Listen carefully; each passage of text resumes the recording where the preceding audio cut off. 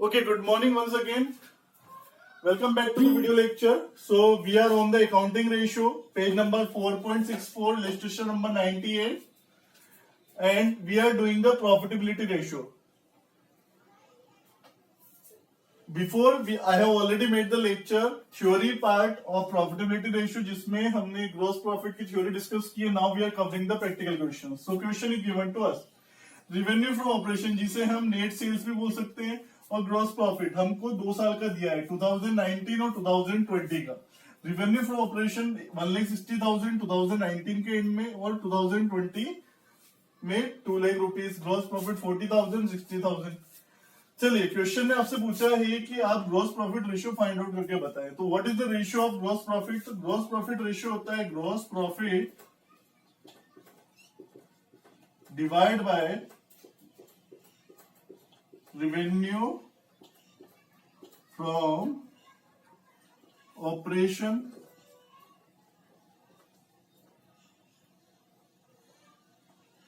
तो revenue operation को हम और क्या बोल सकते हैं? नेट सेल्स भी बोल सकते हैं. सभी को मालूम है ना? चलिए, multiply by 100. This is gross profit ratio. तो चलिए, दोनों साल के ग्रॉस प्रॉफिट रेशियो कैलकुलेट करते हैं. 40,000 ग्रॉस प्रॉफिट 2019 में, 1,60,000 revenue from operation multiply by 100 कितना आ जाता है? 1/4 25%. इधर देखते हैं 2020 में 60,000 डिवाइड बाय 2 लाख कितना आ जाता है?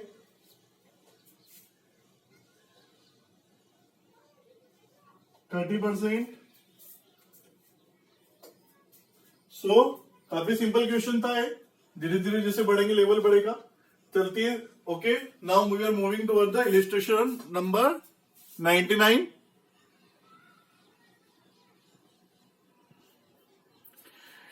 Illustration number 99.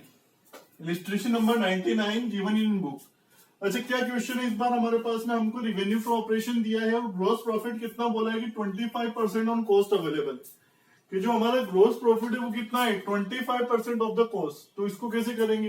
एंड अभी क्वेश्चन ने क्या बोला है कि find the gross profit ratio. So how to find the gross profit ratio? Gross profit हमें मालूम है क्या होता है रेशियो, सभी को आ जाना चाहिए. Gross profit ratio is equal to gross, वापिस से लिखते हैं, gross profit divide by revenue from operation multiply by 100. तो let's see, revenue from operation हमें गिवन है 6 lakh rupees. Okay, gross profit दे रखा है क्या आपको? नहीं दे रखा है ग्रॉस प्रॉफिट. ग्रॉस प्रॉफिट निकालना पड़ेगा. Working note number first. कैसे निकालेंगे ग्रॉस प्रॉफिट? थोड़ा सा बड़ा कर लेते हैं.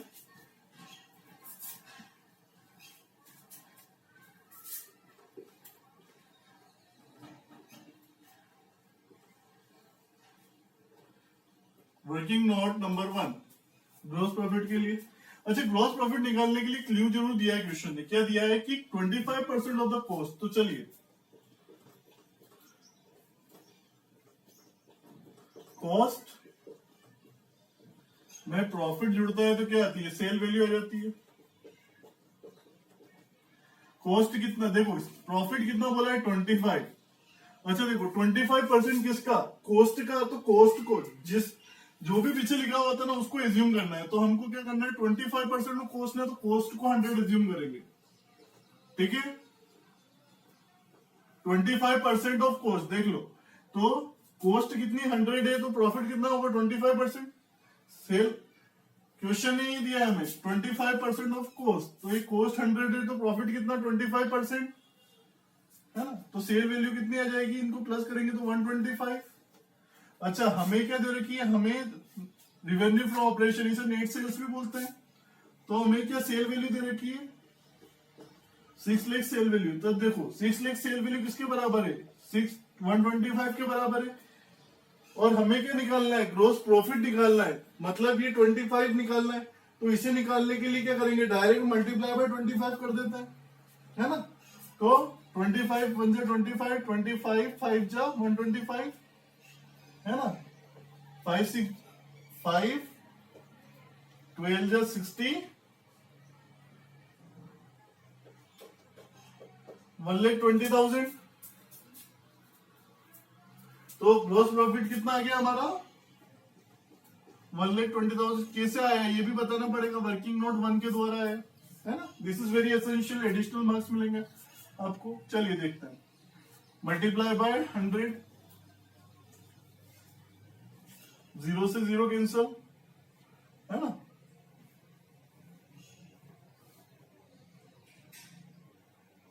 %20 कितना आ गया ग्रोस प्रॉफिट, 20%। इधर लिख देते हैं। Clear to everyone? Moving to our next question.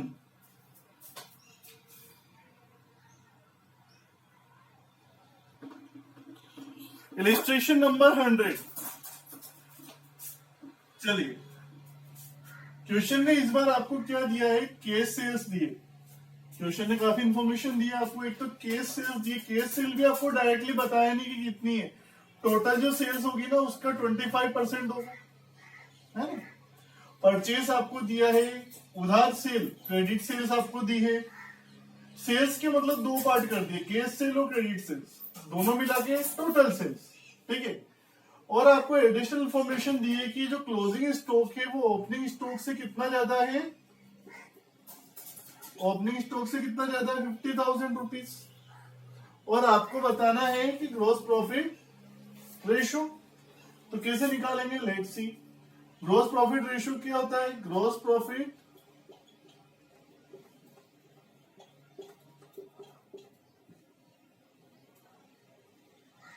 Divide by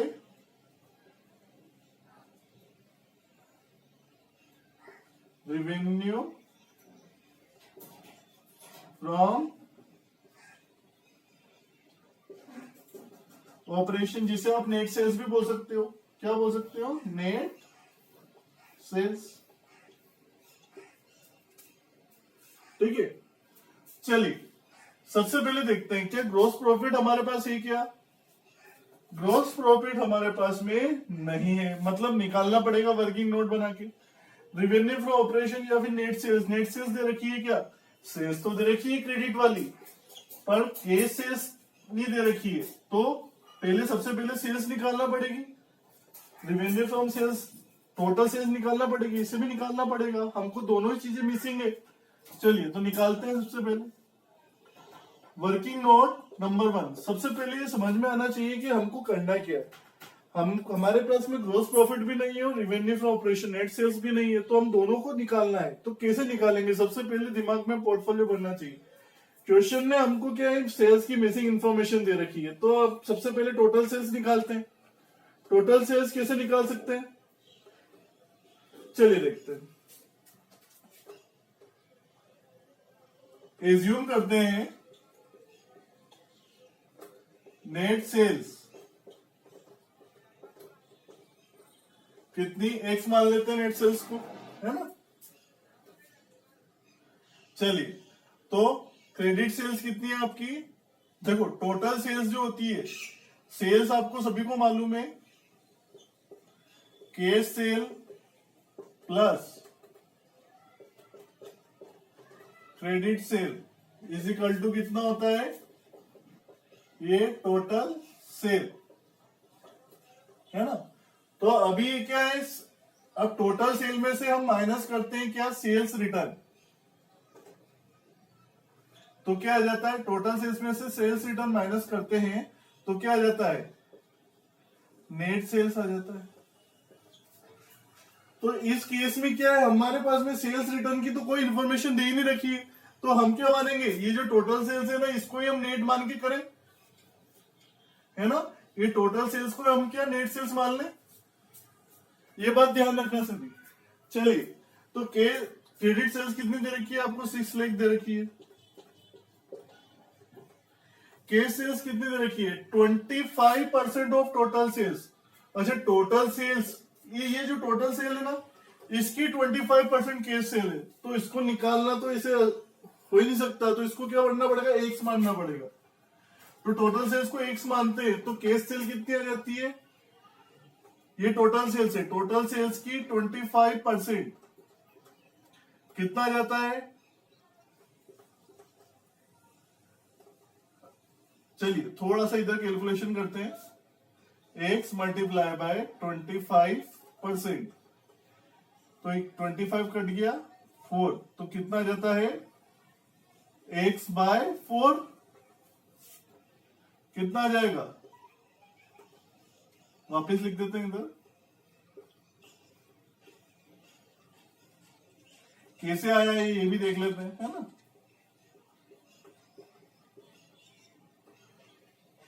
ठीक है, तो x बाय 4 केस सेल्स हमारी कैसे आया ये भी मैंने आपको बता दिया।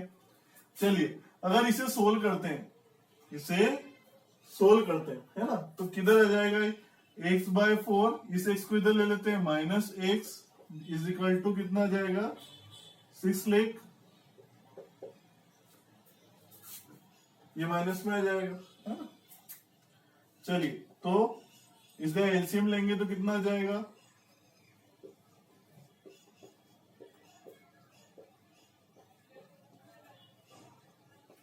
सोल्व करेंगे तो 3x divide by 4 is equal to 6 lakh, minus 6 lakh, है ना। चलिए इसे दूसरी इक्वेशन में बदल देते हैं। x is equal to, minus से माइनस कैंसल, ठीक है, 6 लाख डिवाइड बाय, इधर आएगा ये तो मल्टीप्लाई बाय 4, और ये इधर आएगा तो इज इक्वल टू किधर आएगा? Divide by 3। इसे सोल्व करेंगे तो कितना आ जाएगा? 3 से कटा तो 2 लाख, 4 टू द 8 लाख, तो x कितना जाएगा हमारा?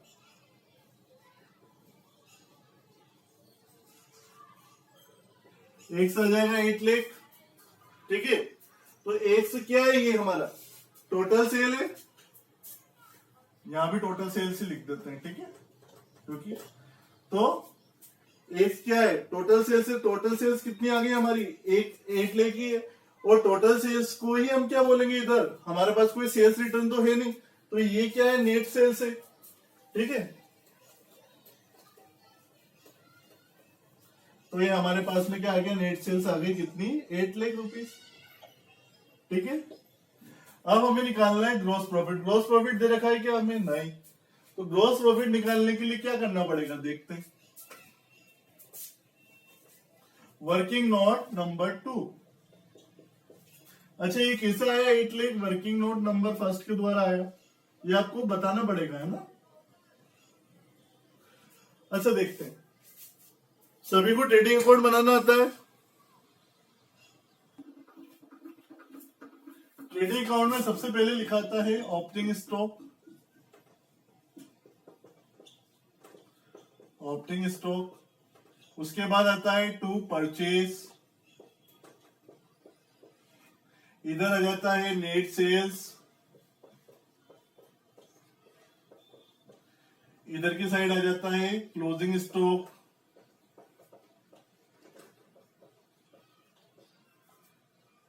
ठीक है,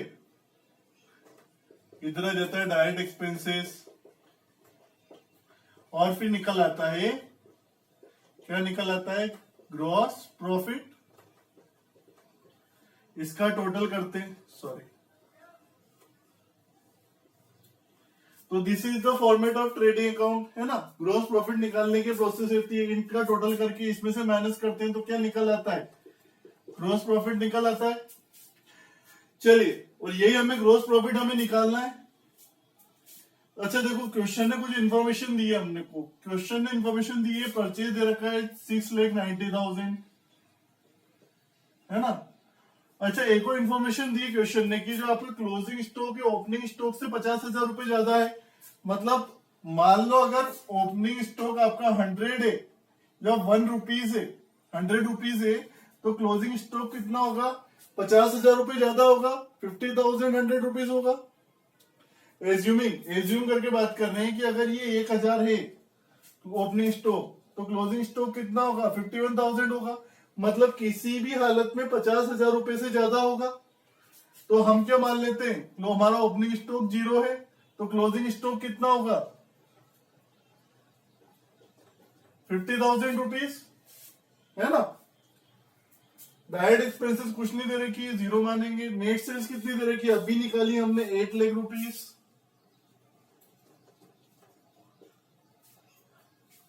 चलिए टोटल करते हैं, 8,50,000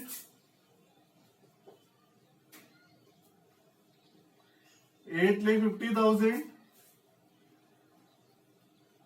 इधर टोटल करते हैं 6,90,000, तो 8,50,000 इधर भी 8,50,000 आ जाएगा, दोनों बराबर होते हैं, है ना। तो 8,50,000 में से 6,90,000 गए तो कितने बचे? 8,50,000 में से 6,90,000, क्योंकि इनका टोटल करेंगे तीनों का, 0 प्लस 6,90,000, तो कितना आ जाएगा? इसका टोटल करके इसमें से माइनस कर देंगे तो ग्रॉस प्रॉफिट निकल आएगा। तो कितना आ जाएगा? 1,60,000। 8,50,000 में से माइनस करेंगे तो 1,60,000 आ जाएगा। करके देखें, है ना। तो ये आ गया हमारा 1,60,000। काफी सिंपल है। कैसे आया ये? वर्किंग नोट 2 से आया। तो ऐसे करके आप निकाल सकते हैं। चलिए परसेंट में निकालते हैं, कितना परसेंट आता है? Multiply by 100। चलिए कैलकुलेशन करते हैं।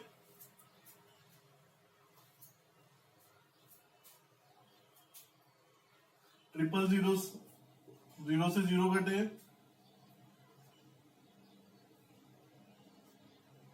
ओके। 160 divide by 8, 20%। कितना जाएगा? 20%। काफी सिंपल क्वेश्चन है, only need of practice. Moving to our next question.